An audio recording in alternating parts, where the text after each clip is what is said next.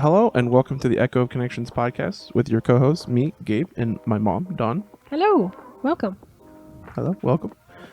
We're welcoming our special guest today. We're super excited to have Tina Pardee here, my coworker and sometimes co-defendant. No, not really. She was welcome to our house where you get to talk about everything that you have so many interesting things to say. Well, I hope so. Thank you for inviting me. Yes. Welcome. We're so excited. I've worked with Tina. We're calculating 16 years now. Yes. And Long time. It is a long time. I know. It doesn't feel like it's been that long, but it is a long time. Right. When I think about how old my kids were when I started, they were 8 and 10, and now they're 24 and almost 26. Wow. I'm like, dang, I'm old. Right? Well, Yeah. not really. I mean, she's worked there my entire life. Yeah. Yeah, and so Shanna's half of her daughter's life, basically. Yeah. Crazy. Wow. So, and you're also married to Yes. a police officer, A police officer. Yes. which is interesting. Yes, definitely interesting. How does that work out? It's good. We try to leave work at work. Yeah. And I believe when I'm dispatching, I just generally forget that he's my husband and just dispatch him like I do everybody else. And just try to turn that off. Yeah. Yeah. We talked to Tracy about that. You just have to leave your personal life at the door, Yeah. do the job efficiently. Right. Yeah. That So- compartmentalization type Yeah. thing. Yep. Yeah. So, and I know you have lots of special assignments. So we were trying to go through the whole list of what you do in addition to being a full-time dispatcher. Yeah. Well, I like the special assignments are fun because obviously we're not promotable. We just have our dispatch job. So it's fun to have extra things to do. Yeah. Keep your brain moving. I like to do the field training stuff and during the hiring process, do the multitasking test, which is really fun to proctor. It's kind of intense and people get intimidated and freak out. And So back to your field training officer. Mm-hmm. What does that entail? What do you do when you're? well, you're also a field training officer, but you train the dispatchers in the different phases. There's 3 phases usually. First phase is learning the computers. Second phase is call taking, and the third phase is doing radio, call taking, and everything, putting it all together. I like the third phase the best because Yeah. that's when you really see somebody grow and become really good, or Yeah. maybe they aren't able to do it. But most of the time, with extra training, we can get them there. If they're going to fail, they usually fail in the second phase. Yeah. Yeah. Where the rubber meets the road. Yeah. Then, but you also do the state training for field training officers. Oh, yes. I for train department and everywhere. the whole field training program has protocols on how you score somebody and how you grade their performance and document all of the activity and all the different grading things. For officers, they're grading their driving and they're grading their officer safety and grading report writing. And dispatch, we're grading their call taking abilities and the multitasking skills. And so I train the officers and the dispatchers and the call takers and records how to do that scoring. Yes. So And how important is that scoring? So how does that? it's super important because documentation is everything. If you don't document it in 6 months, 5 years, it's gone. It's not there. If it's not written down, it's gone. And so if you have somebody that's failing in their process, or 5 years from now they're failing and it was an issue back in training, but it was never documented, It's like it never happened. yeah. And so I know that the state says it has to be done the same as Right. much as possible Right. across the entire state of Oregon. Right. So you go to the DPSST, which I don't even remember what all those Department of Public Safety Standards and Training. There you go. See, she Ooh, knows. nice, nice, Look at yeah. that. And I know that you train. I don't know, how many people do you think you've trained over the last? Well, I just started doing the field training program for the trainers a couple years ago. So Shannon was doing it before that. So I don't know how many I've trained. Probably a dozen now. Yeah. Yeah. And it's pretty important because you're Yeah. exacting what the state Yeah. is saying we need to have Yes. standardized and Yes. as close as possible. Yeah, I'm trying to get everybody on the same page with their scoring, and knowing that you're scoring based on what they've earned, not what you're giving them. It's not a gift. Their score's not a gift that you give them for, yeah, you did a good job. I'm going to give you a 4 for that, which is the acceptable number. It's what they've earned. Today you did this, you've earned a blah, blah, whatever Right. score. So it's all about what they earned. And if they didn't earn it, then you have to document it. If it's below Yeah. that, yeah.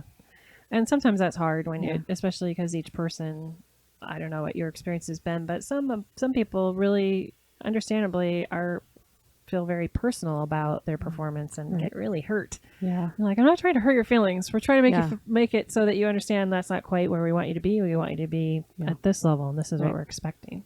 And we don't expect anyone to be at a perfect level anywhere along the way. Right. I mean, it's a learning, and you learn from your mistakes. And you're not going to know how to be 100% Right in off. your job in the beginning. And sometimes not even, Well, I day think by day. I feel like we're still learning. I'm still learning things. Like, Exactly. yeah. Yeah, me Yeah. too. 28 years later, I'm like, Yeah. what? I really don't feel like I know enough to be dangerous.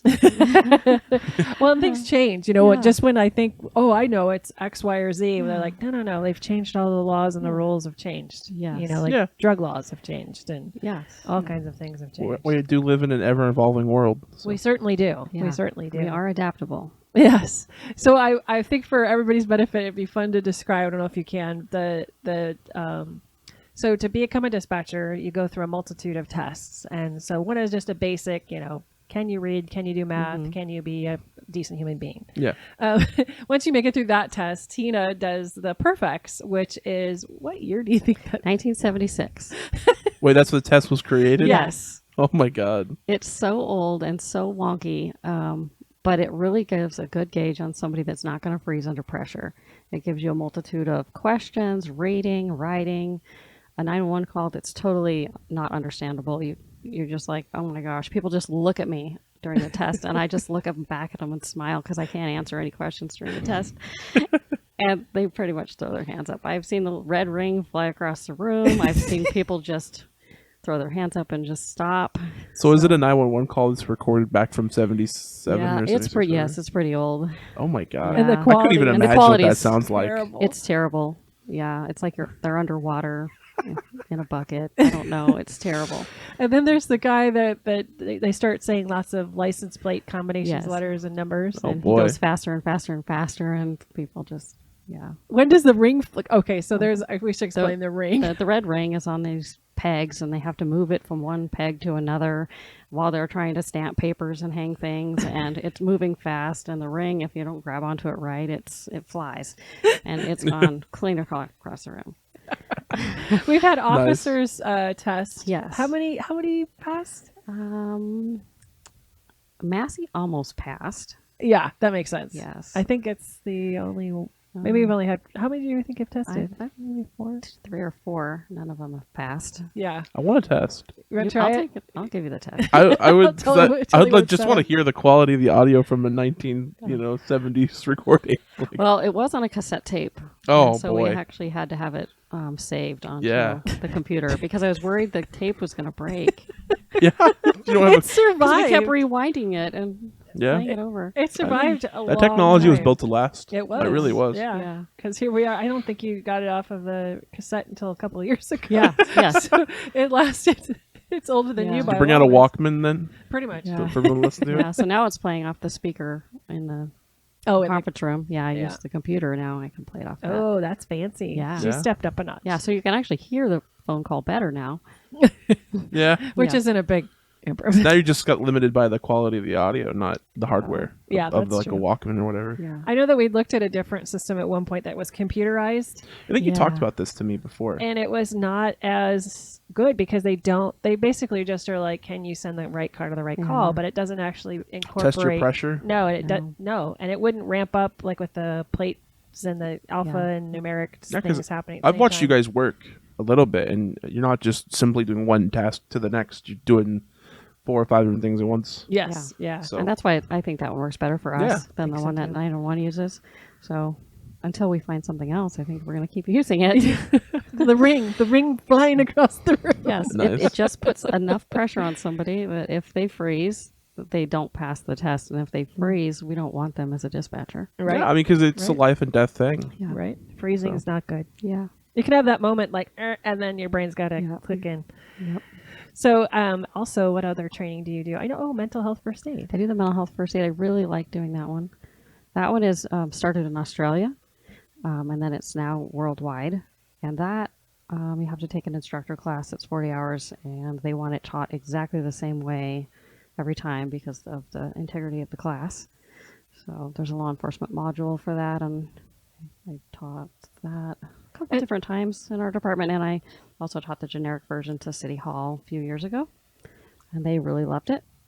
What do you think made them like it so much?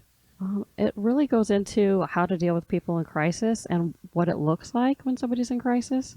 And, it talks about the stigma of mental health and, maybe showing a little compassion and empathy will help and not to freak out and just use the resources you have to get the help you need until, you help somebody the best you can until you can get more experienced help there. If it's a medic or if it's cahoots or if it's an officer. Yeah. Just keeping yourself safe and then helping them.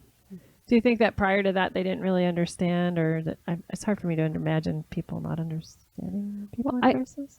Yeah, I think they didn't really understand because they get people, that go into the library or into the public works. You've been in office it or too whatever. long. I know. They just, they have their expectation of what people should act like. Yeah. And they're not exposed to. Because things City like Hall that. would probably deal with like people at their like normal. business Yeah. Like, people. yeah. Mhm. So If you're going to the library, you're not gonna. Your typical person is gonna be just, about to die or drunk driving or full crisis. yeah, like There's quite a few So. people who use the library, which is good. That as an activity for when they are off balance. Mhm. And Yeah. so I could see where the library would Yeah. be very beneficial to be Right. educated about. Oh, Yeah. somebody in crisis just needs to be heard. And the other thing is, just getting the exposure out to like talking about what you have in your own family. Like every single person has somebody in their life that they know that's had a drug addiction, a mental health Yeah. diagnosis, or has had a really bad time with processing an event. So when you bring that up in the training and we go around and we try to get people to share, you realize that, wow, like it's everywhere. It's not just, you in your closed door private life having been exposed to something. Almost all of us have had something. Yeah, you can't in make our, it that far in our life. families or in Yeah. our lives. We've been exposed to stuff. And when you put it in real life, it like the light bulb goes on for people and Compassion comes Yeah. out for Mhm. others. So when you do the trainings, I think I remember that you talk about like this is confidential. We're not Right. when we're sharing. It's not because we want to share our dirty secrets. It's No. because we want to share those vulnerabilities. Right. Is that right? yes, And so that builds that bond right. to be like, oh yeah, Right. I'm not the only one who has. Yeah, this isn't a counseling session, but this is just life, and we're going to learn about all these, different mental illnesses and what they look like, and what the treatments could be like, and how it affects other members of the family. Yeah. Yeah. I took your class. It's been a while ago, but Yeah. it's such a great refresher of like, oh yes, that's right. These are what people are going through. Right. Reminder. It's one of those classes I think I could take multiple times, even Yeah. if it is the exact same, and Right. just be like, oh, it's a different class because you have different people and you have. Mhm. You have different experiences and different examples, and it does count as a CIT refresher. Oh yeah. Yeah, so it's an 8-hour class. Counts as CIT, and CIT's crisis intervention training. Which you're also an instructor for. Yes, and I'm actually going to the coordinator instructor school in August. But that's a 40-hour class, and it has what they call the Memphis model, which is where it was developed, and it has different components that are required to meet the standard. And for example, you have community partners like NAMI, National Alliance on Mental Illness, and Cahoots, and we do tours of the different facilities like the behavioral health units and the mission, and you get to see what your options are, and it talks about mental health and drug addiction, crisis negotiations, all the different pieces, and you just put it all together in a 40-hour class. And so the CIT training that you teach, it became required for everybody in law enforcement in Yeah, the state of Oregon. That happened about, I don't really want to right? It's got to be At least 15 5. years ago. Oh, 15. Okay. Probably. Oh, wow. Is when it started. And I've been part of the CIT program at our department for probably 8 years. Okay.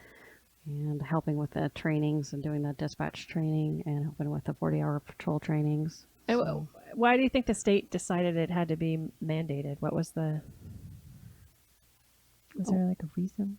I'm sure there is, but Probably just a good thing to do, right? No, Like, I totally agree. I think it helps with the use of force. Mhm. And obviously, that's a big thing right now. Officers run the media regarding use of force things, and it helps to officers understand the whole mental health, problems in the United States and the drug addictions, and then the co-occurring things. Because what came first, the mental health issue or the drug addiction issue? Because sometimes it goes both ways. Sometimes it was the drug addiction that caused the mental health issue. They didn't have psychosis until they started using meth every day. yeah. Right. So- Or you don't have, maybe had Yeah. schizophrenia, but the meth seemed to help with Right. the voices in one's head. Right. And Yeah.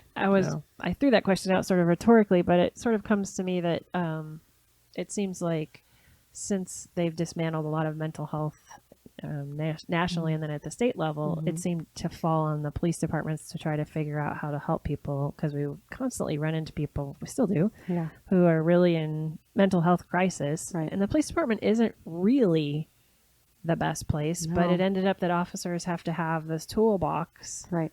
of so many things because they're dealing with everybody in society. They don't get to pick. Right. Who am I going to pick? Who am I going to work with today? Well, since, working at the department for 16 years, you and I know what it was like before Cahoots and how bad it was. I really feel like the teamwork between patrol and Cahoots is amazing and really a benefit for our area, and other states all over are Absolutely. taking on that model. It's such a forward thinking and really just it's pretty smooth. I think that we can decide like, okay, this looks like a Cahoots thing. And then if Cahoots gets there and they're like, we're going to need an officer, which doesn't happen all that often. We can send an officer, or if the officers get there and like, this person really wants Cahoots, it works really well. It's like a well-oiled machine of just, this person wants that. Yeah. And So wait, when did Cahoots come about? Because I actually don't know.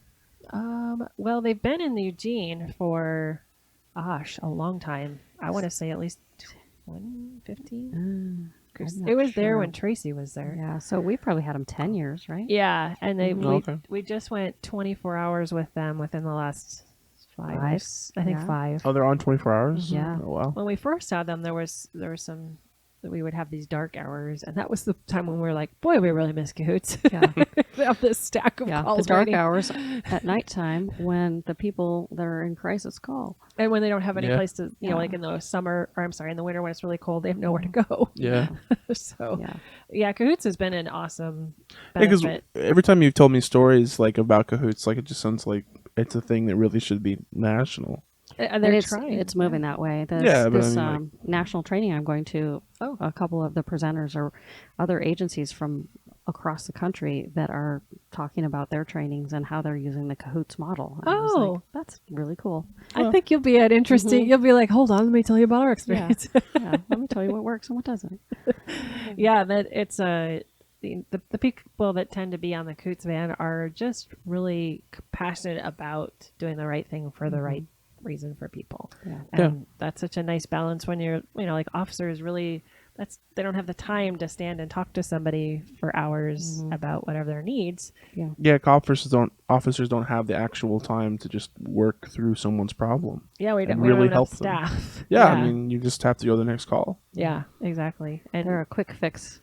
right, Yeah. temporary, which I guess with the CIT model that you work with, what's I think also really nice when somebody comes in that's not been on the street for very long is for them to learn all about the different mental health issues that are there. But then, like you were saying, they're going to see the mission. What does that look like? And that was so. I'd been there, I don't know, over 20 years when I finally went to CIT training and I'd never been to the mission. It was amazing. I had no idea how amazing it was either until the first time I went, and now they get my donations Me because they too. do such amazing things there. With $1, their dollar goes a long ways. And the food that they, resource and Prepare and Yeah. and then the outsource. Like it's not Yeah. just the mission; it goes everywhere. It's same thing with the house. Like any donations for housing goods and clothing, I take it to the mission. I do too. Because it's free. They give things away for free. They don't make people pay. Yeah. Yeah.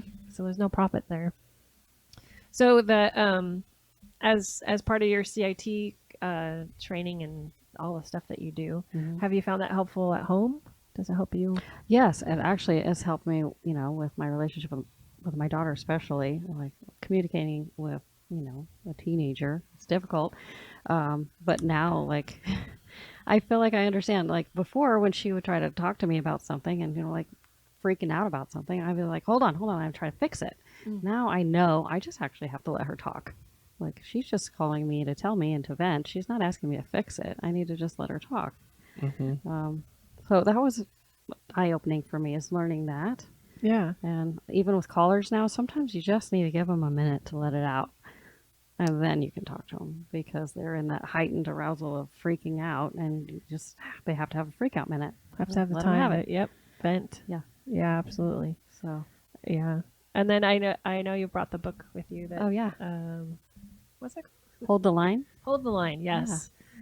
It's very interesting, that book. It's written by Cyndi Doyle, and she's a mental health counselor, and she's married to an officer who's now retired. I listened to a current podcast that she has called Code for Couples, but it's very interesting to read her book and to talk about what officers go through and that whole process from not being an officer to being an officer, and how it affects their relationships, and how living with an officer, what it looks like. And it was like she was in my house.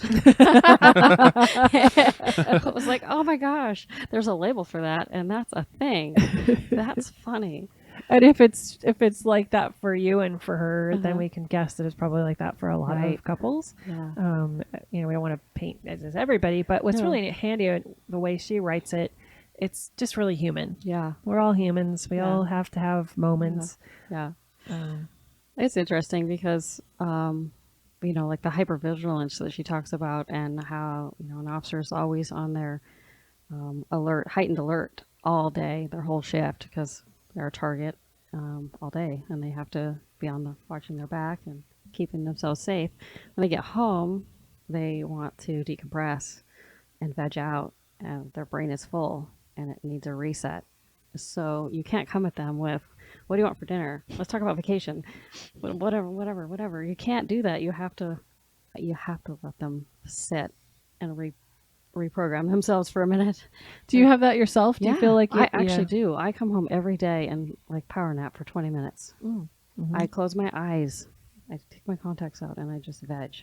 And then I'm good to go. Good to go make dinner, good to go do chores or whatever I need to do. But I have to sit and take a moment to, Yeah. Is there any other things that you do to shift out of the gear? Well, I've gotten in a habit of getting up every day and working out before work, and that really helps me just to get ready for my day. You can set a watch to Tina. We always know exactly what time Tina will be there. I get up every day at 4:45. I'm in the gym by 5:15. I work out for at least 45 minutes, and I go downstairs and make my coffee, and I plug in. She's ready to go. Yeah. I forgot you have a gym there. Yeah. It's amazing. Yeah. Yeah. I've gotten so used to living out of a gym bag that it's, getting ready at home, I'm just kind of discombobulated. Like, where's my curling iron? Yeah, it's in my bag. Yeah. Yeah. And I know that do you also do food prep? I do food prep. Like on my last day off, I try to make enough food for like 3 days worth of like lunches and dinners, and I make overnight oatmeal, and I make a whole week's worth, so I just have to reach in the fridge and grab it. You're super I'm a organized. creature of habit. Yeah. And it's funny that you're pointing this out, because I always tease my daughter that she's a stalker's dream because she does the same routine every single day. And now you're saying that I'm doing that too. So dang it. Did she maybe learn? Yeah. What did I do to her? Yeah. That's the thing about being a parent. And I don't know about you, but I always feel like I've sort of failed at being a parent in the best ways, like the schedule and Yeah. stress of, coming home and not really being able to Yeah. engage quite right away. And Right. Yeah, I have a lot of guilt about being a parent. I feel Me like I too. screwed up my kids real good. Yay, me too. I don't think you did, but I for my mom here, you have guilt for raising me, mm-hmm. but I don't think you should. I've told you this before, but Yeah. I think all of us moms do. It's this weird pull. Yeah, it's so hard because, especially after I got divorced and I was, trying to raise teenagers by myself. And, I'd come home from work and my son would be in his room playing video games or having buddies over, and he'd be in his room. And then my daughter would be on her bed, on her phone or with friends. And then I'd go in my room. And so we'd all be in our own rooms. Like, well, Right? I mean, I could relate with the being in my room playing games. yeah. So, Right? So, yeah. It's a difficult thing, especially when you have to kind of like, I can't be there for some sort of event when Yeah. you were in school because I'm working Work. or I holidays. hated doing I'm school working. events, so Right. that was always great for But me. I'm not sure if you just got that way. I hated doing them. Yeah, that's true. But yeah. And then like for me, like being in my room just playing games, like you just have to trust that I was just having a good time, Yeah. and still seem do. to be. Yeah. So I don't, Yeah. I relied heavily on my sister. She was a huge support person for me. She helped me with my kids before Colby could drive. She was picking them up and dropping them off and taking them on the weekends when I was working long hours. It was huge to have a resource to be willing and want to help you. I think that first responder family life has that whole other, Well, I think it's successful helps to have another. just in general, you need a support network Yeah. Yeah. of some Right. kind. Everywhere. Yeah, shift work is just it's a whole other beast that is really hard to explain until you actually work it. Until you actually work a graveyard shift for years, or Well, I understand the weekends. hours that exist in that shift. yeah, So- you like to sleep those hours. Yeah. That's your more natural. I choose graveyard. Yeah. Yeah, Yeah. exactly. Well, we're hiring a dispatch, so I can give you that perfect. wrong, Yeah. wrong kind of thing. Yeah, no, thank you. Okay, fine. It's a 4-letter word I don't speak. He wants to take the test, but he doesn't want to actually do the job. Well, I'm just curious if I could pass the test. Yeah. I don't think I probably could. That It'd be sounds fun very to try stressful. it. Yeah, you're like, I don't do stress. Oh. Speaking of stress, what would do you have any calls that, as we say, Oh, what's your most memorable day on the job? Oh. That question? Or? Most memorable day? Yeah. Gosh, I have more than one. right? That's a hard one. And you can Yeah. just pick whatever you like. Yeah. Or the most interesting or whatever. Probably one of the craziest calls I worked was the call, I believe it was on Kellogg, where the son killed the dad, beat the mom, Oh, boy. lit the house on fire, Oh. drove away, ran over a person in the parking lot nearby, and then ran into Eugene and ran over 2 people in a crosswalk. It was intense. It was Chaos. intense. My coworker was on the phone with the wife trying to figure out what was going on when we got the accident call, and so I took that one. It was a weekend, like 4 cops and a motor, and not enough cops to go. Yeah. How many crime scenes does that? That's It was the house. 3. You get 1 per cop. Yeah. Pretty much. So I had started out sending everybody to the assault, what we thought was just an assault call. And then as they're arriving, they are learning that they're seeing the house is on fire. Oh, and boy. As they're arriving, we're getting the 911 call of the crash nearby, and then we realize it's the same vehicle description and it's the same person. So then we're routing that to Eugene and the county, and OSP is helping, and then they finally found it and found him. Eugene did. Man. So that was pretty intense. That's a lot. Yeah. How long did that whole...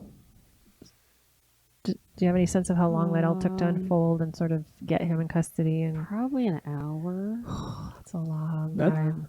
Well, it's a short time for a lot to happen. Yes, It yes, was. that's true. It was, it just went so fast. And at the end of it, just when it was over, when they had him in custody, or, just the decompression of that was like intense. I remember coming in, I think I came in that day, to relieve you, Mm-hmm. and everybody that came in, the officers that came in, all smelled like smoke. Oh, yeah. And it was Building smoke is bad too. And it was there's a lot going on. But yeah, everybody just looked exhausted. It's one of those calls where you're like, oh boy, that left a mark. Yeah. Yeah. And so when you went home, do you remember how you? No, I just remember being super tired. Yeah. I feel like that's how I would be on the job. Like come home and you're like, well, time for bed. Yeah. PJs, time to sleep. Yeah. And the other really memorable call that I can talk about was Sergeant Lewis's shooting, and that was really intense. Craig was yelling that the driver was taking off with the sergeant in the car. Oh yeah. And that was intense. And then when the shots fired came out on the radio, his radio had been bumped and he was on the wrong channel. So I was the only one that heard it, so I repeated it. And oh boy, gosh, at the end of that call, their police vehicles were still in the incident scene.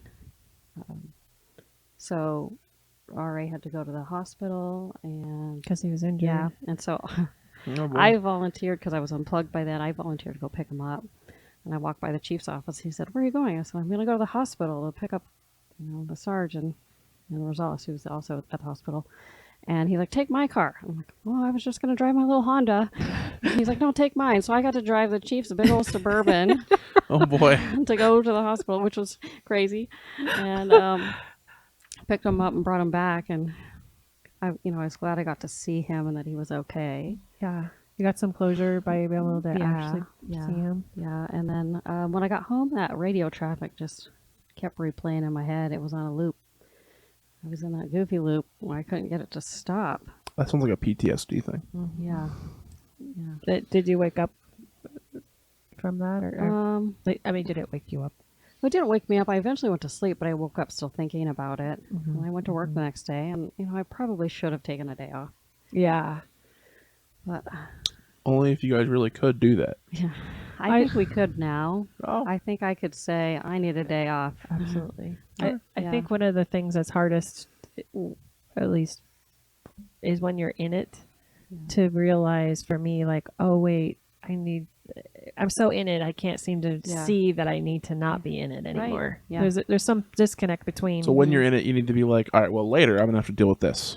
Yeah, Like, and I whatever's in my head, I'm gonna deal with that later. Like if the radio traffic's still rattling around in my head, and I'll look back a couple weeks later and be like, oh, I should have taken that next day off. I don't ever think of it at the time, because there's been a couple of other things that have happened where I'm like, I should probably not have. You need time to process stuff. Yeah, and even you need time to realize you need time to process. Right. something. Right, and that I didn't have. I just wanted to get back to work.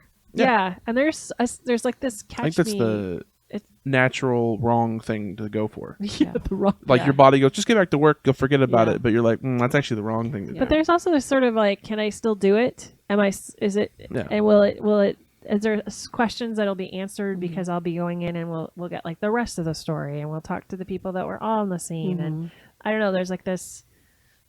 I don't want to miss anything. That's I don't want to miss what's happening, or I don't want to miss the next piece or something, which doesn't help sometimes. No, in the actual processing. no. It also helped. I went, I don't know, a month or two, maybe it was only a couple weeks, and went and sat down with Sergeant Lewis and his wife and got to talk to them. And so, we went through that process and what it was like for us in that incident. So that's so beneficial. Yeah. That it's like so we your had our own little debrief. Yeah, you had your own debrief, and I that's like what's been formalized in the whole process for training, but it's hard to really do. Yeah. So I'm glad you got to do that. Yeah. Well, we made it happen. Obviously I had to wait until he was cleared, because they're not allowed to talk to anybody until they're cleared. But I did go to their house, and we sat and talked for a long time. That's excellent. Because it's such a hard call. Yeah, because I know you've come home and you've told me about certain like events or whatever, and I've always been like, well, what happened? Like I ask you questions and you can't answer it because you only get a snippet of it, and then that's what you need to do. You need to go have personal debriefs with everyone involved to kind of know like the rest of the story. Yeah. I think some of the cases that would have helped you in the past. Well, and we used to, when we had briefing, that was sort of built in. Yeah. Yeah. And now without briefing, we're not attending briefing. How many years has it been for that now without briefing? 12, 4 years? 4 years, yeah. 4 maybe. Yeah. It's. I mean, we can go. It's just that the timing for when I could Yeah, because it's go not is shift change not anymore for good. years. Well, there's- No, and it's not busy. a whole shift. There's like 4 people in there. Instead Yeah. of when there was like 6 or 8. 8, yeah. So it's different. And that's debriefings are really important. I think that's Yeah. pretty much shown no matter what. Well, I think training it you go helps to. keep you guys a team unit. Yeah. Mhm. If you're all, Yeah. because I remember sitting in on debriefs like 15 years ago now. Like, you were still in the old building, Oh yeah. and I'd come in. I just happened to be there when you guys, and it was kind of nice. Like, it was kind of neat. Like, because you're all there around that big table, Yeah. and like you guys just talk about like what happened yesterday. Yep. Go through the log. Yeah. And if we know like it's a big call, it is really nice to start with like the 911 call, who was there on scene first, what like it Yeah. kind of there's a nice progression that you can go through and kind of Just walk through the thing. just walk through what happened, and that seems to help clear up for me, and Yeah. I think you too, that like what did we see, what did we not know, why did Yeah. so and so do what, like, oh, it's because there's a reason we didn't know. Yeah. All we have is what our brain is letting us visualize. Yeah. And when you hear it being explained by somebody that's actually there. Yeah. Yeah. All you have is the radio traffic right Yeah. around your head. Yeah, because you have the 911 call and then radio traffic, and that's all. Because you got only audio stuff. Yeah. And we're And so so- tuned into what an officer sounds like on the radio that if somebody's yelling, Like distressed or something. Yeah. which Their doesn't tone. happen that Yeah. often. The tone does not happen that often. It's for officers who are trained and experienced. So when a cop is rattled and that comes across like they're rattled on the radio, you guys get rattled. Oh yeah. Yeah. I don't know if I don't necessarily get rattled right away as much as I get heightened alert. Yeah, and I mean- ready to send. I'll get rattled once. I mean, like, if- rattled in like like you're different. yeah. You're like a lot more alert. Yep. You're And going what's- for it. We actually kind of monitor multiple radio channels so we can listen to all the different local police departments, Yeah. and we all have the ear where you can hear it on somebody else's channel. Like, oh, that's an officer in distress. Like, there's something's happening. We'll turn it up to see if there's something we can go help with too. So, and then the last question I was going to ask you is, do you have any miracle stories? Any things where you're like, wow, something really great happened from an experience? I don't know if you have one Well, that comes to mind. what comes to mind is it was a terrible call. This young girl called because her parents' family friend, uncle, they called him Uncle somebody, Uncle Bobby, molested her, and she woke up in the middle of the night to him touching her, and she called 911, and she was outside, and then while she was on the phone with me, he started to come outside. I told her to pretend she was talking to somebody else.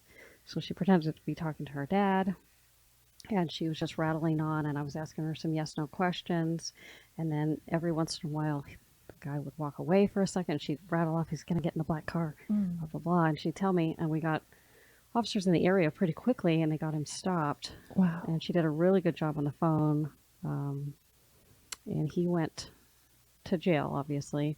I found out that he had also molested her sister, and went boy. to trial, or was going to go to trial, and I was going to have to testify, and I was at the courthouse with detectives, waiting for that to happen, and the guy pled out, but I got to meet her, Oh, and she gave me a huge hug, and that was rewarding. that is such a great story. Yeah. And what a smart combination of you and she. You're like, oh, Yeah. pretend you're talking to somebody else. What a Yeah, great idea. yeah. She was like, Dad, I got these new books, and how's the puppy doing? And she was just amazing on the phone. That guy had no idea she was on the phone with the cops.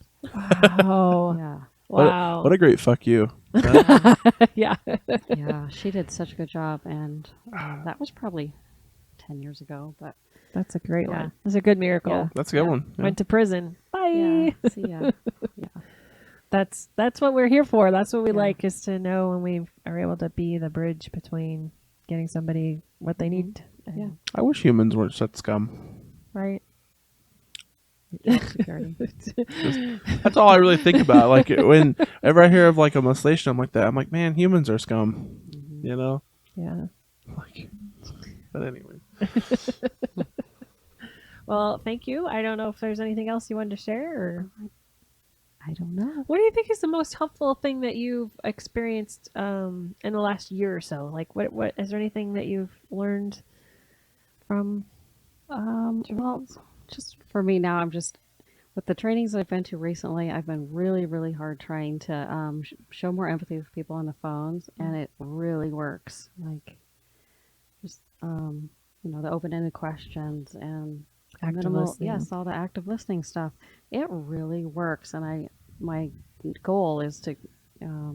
Carrie and I were coming up with a training for dispatchers to incorporate some of that in it, and just to remind everybody to have a little compassion, have some empathy. So that's just what I've been working on personally. Yeah. I mean, in a hindsight sense, it makes sense Yeah. that people in their highest moment of vulnerability just need someone to like care, Yeah. even if it's fake. Just care. You don't have to agree with them. Yeah. You just have Just- to know that that's their real reality. for That's that where they're. minute. Yeah, that's where they're Yeah. at. You have to meet people Yeah. where they're at. I know it sounds cliche, but it really is true. Yeah. We can't really get anywhere with people until we've got them out of their heightened arousal. Mhm. It's almost which like you need to means- always employ just the basics of negotiation, It's true. Yes. like build a rapport and Yep. Yep. Yeah. And sometimes you can, things can go a little quicker if Yeah. people are not so heightened. It well, if depends on someone's got a knife at me, they don't want to build Yeah, that well, that's rapport. right. No. We're not there to build rapport. Yeah, I know. Yeah. We have a different No, tact there's then. definitely tactics involved in that. Yeah. But Yeah, but uh, Yeah, that's I a good used point. to really enjoy fuzzing people up and getting them to yell at me. And no, I don't enjoy that as much anymore. Like, no, Yeah. I'm like, okay, it's time to not do that. It's a tactical maneuver sometimes on my part where I'm like, well, okay. Yeah. So, Because there's a place for it, not very often. yeah. With a chronic caller who has nothing that we can do to help Right. them, to keep Yes. them from calling us anymore, sometimes they have to get mad. Yes. Yeah. I agree.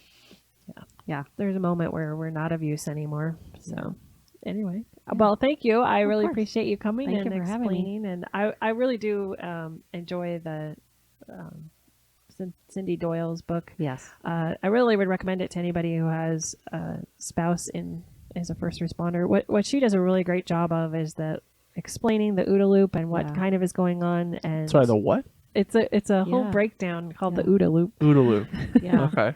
All right. I actually asked Eric about that a couple of days ago. Just he was out in the garage, and I'm like, "Have you heard of the OODA loop?" And he looked at me funny. So what is the and OODA he loop? said, Oh, "I don't want to talk about work." Yeah, I mean, Very well. All That's right, fair. good answer. but so It's basically a process of the brain that gets Okay. in a I forget where I have it right here. okay, you're pulling it up. Yeah. It is observe, orient, decide, and act.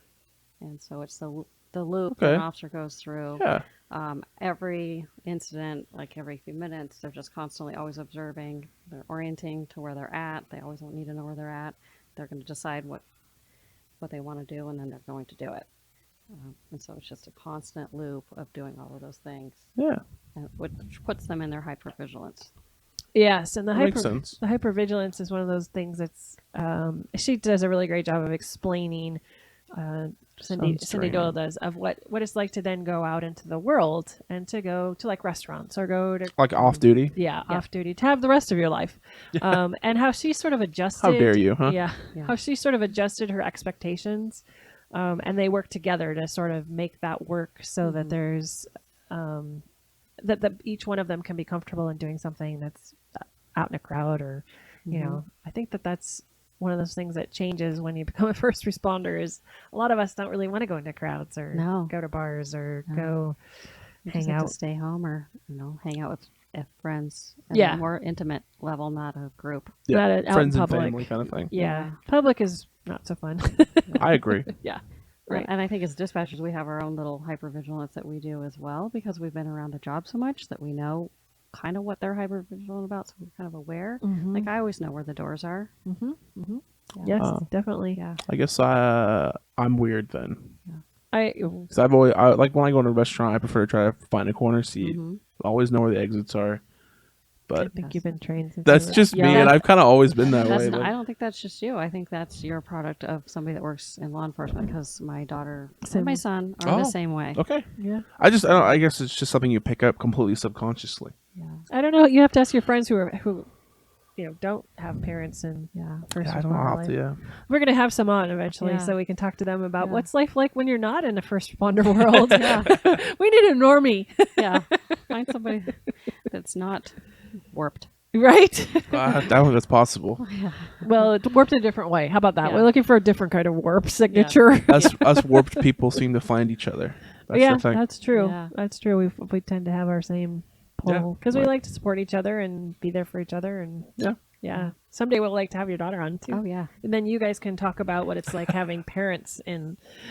Yeah. I find it all right because I've always been interested in like your stories of work. Because like you come home, I never would give you that moment to decompress. Because I would be like, well, how was work? What'd you do at work? Which I realize now is probably not the right thing to do. Maybe I don't know if that is or not for you, but I think it depends on the day. It Yeah. does. Definitely. Some depends on days the it's not a problem. Some days I'm like, sometimes you come home, you're like, I don't know what happened today. yeah. Yeah. Those I are, don't know how I got home today. or where it was so busy where you're like, I don't even have a starting point. Where Or you'll come home and be like, man, today was boring. yeah. Which then I know is a good day. We could be so busy. And the chief will come at the end of the shift. How's the day been? I'm like, I don't know. I can't remember. I get that though, because you're just jumping from call to call, so you can't really retain anything. You're like, well, people are alive, I guess. Right? Nothing horrible happened, or you would know. Yeah.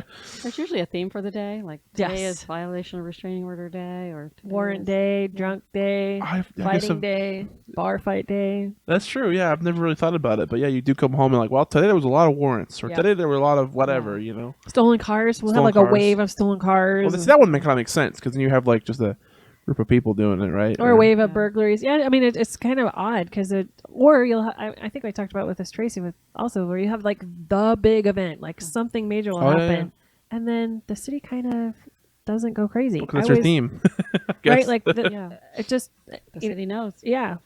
I don't think I've worked maybe one incident where we had another really big thing happen. I'm like, we've run out of people. I'm gonna need some people. Yeah. You don't have many people to go around. No, we don't. Yeah. Well, thank you. welcome. Appreciate Yeah. it. Yeah. We want to thank Tina Pardee for being with us Yes. here today Thank on you this very much. lovely summer day and sharing all of her training and knowledge and experience. Wow. And we look forward to having you back sometime, maybe. Okay. Follow-up conversation. You can tell us about your national conference and Okay. wanting to be the CAT coordinator. coordinator. Woohoo! Yeah. I can't. What is that going to be? What does that mean? You like It coordinate? just basically means that I could develop and create our own 40-hour class, so we don't have to use the Oh, combined that's cool. class for the multi-agency, which there's benefit in doing it both ways. Yeah, So yeah. it just gives us some more tools. Options. Could make there it you an go. 80-hour class and do both. Yeah. It is really a good class. So I look forward to Gotcha. seeing what you put together. All right, thank you. All right. Yeah. Thanks. Bye. Bye. Thank you for joining us on our quest on Echo of Connections. You can find our podcast on iTunes, Spotify, and echoofconnections.buzzsprout.com. Join the quest to find the resilient life on Echo of Connections.